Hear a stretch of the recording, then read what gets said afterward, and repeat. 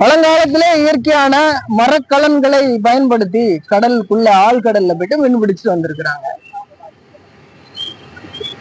இந்த மீன் பிடிக்க போனவன் யாரு அப்படின்னு நம்ம அத ஆராய்ச்சி பண்ணணும் அப்படின்னாக்க, இந்த மனிதன் எங்க இருந்து வந்தான் அப்படின்னா மலையில இருந்து வந்தா அது எல்லா ஆராய்ச்சியாளர்களும் சொல்றாங்க. இந்த மலையில முதலாக தோன்றியவன் பறையன். முதலாக மொழி பறைந்தவன் பறையன்.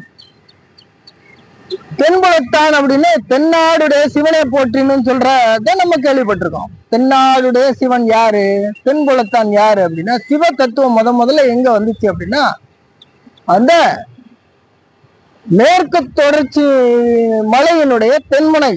அதைத்தான் ஆராய்ச்சியாளர்கள் அடையாளம் காட்டுறாங்க. அங்க உருவானவன் பறையன். முதலாக மொழி பறைந்தான் அவன் பறையன். அவன் தான் கீழே இறங்கி வரான், அவன் தான் கடல் வரைக்கும் மீன் பிடிக்க போறான்.